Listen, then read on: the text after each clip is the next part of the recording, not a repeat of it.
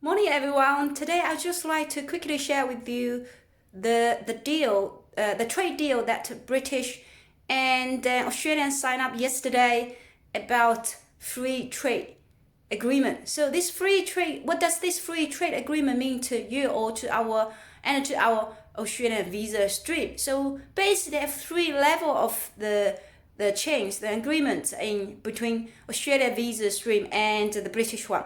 So first of all, in the future, in practice, they were going to introduce a under 35 young people visa. Now, current working holiday visa is you must under the age of 30. Now, in the future, this will increase to 35, pretty much cover everybody, isn't it? Because that's the majority of the people in UK, they want to come to Australia. So these type of people, then they do not need to really go to regional area. They do not need to go to regional Australia. They can simply apply online and come to Australia. They can work anywhere they like. Currently, they can actually extend their visas, if they don't come to regional. I believe on that, young people, they will have a permanent stream down the line as well, just like Australia and New Zealand type of visas, where they can move freely.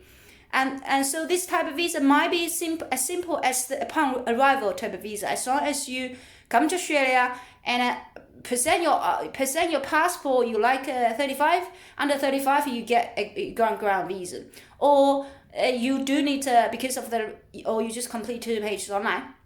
So this one type of exchange. Another one is agriculture. So because this type of people, they don't need to go to regional area, but we still need people to go to work in agriculture. So therefore, they're going to introduce another stream called agriculture visa. I believe the agriculture visa will not just simply apply to British. It will be applying to Europeans as well and other countries. They might have Australian government can negotiate trade agreement. For instance, from South Korea, so they were able to sign an agreement with them. Say, okay, if people from South Korea, they can come to work and they will enjoy a very similar stream. Another type of visa is actually a final one, which is professional. Pretty much, you can see that it covers everything. So professionals currently, there's no change between UK and Australia, although in terms of processing, if you come from UK, it will be faster and quicker and easier. However, this will be changed, which makes professional to come to work in Australia, like nurses, they can come to work in Australia immediately without just as long as the hospital give you a work. So there's no paperwork involved. And these three type of visas will definitely need to permanent residency because we want to increase productivity. And Australia will continue to sign agreement with someone who's able to sell our beef. Okay, so what does this mean to you? All right. Obviously, first one, if you're running immigration agency and your client base is within this area, you're gonna run a business, or you already run a business. So you're gonna think about adjust your strategy, isn't it? And you're gonna think about politics. You're gonna think of the next move. Australia wants to sign agreement with who? All right, with who? Why they want to sign agreement? They're gonna follow up. They're gonna go to that country, isn't it?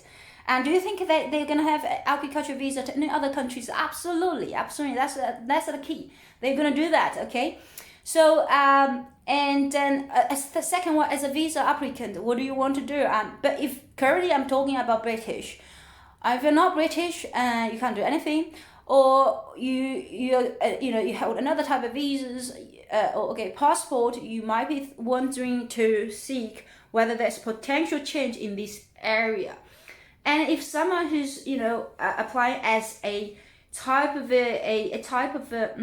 professional visa, like global talent independent visa, does that mean anything to you? Yes, because the quota will change. Okay, so currently we have 11,000. I don't know how successful they are.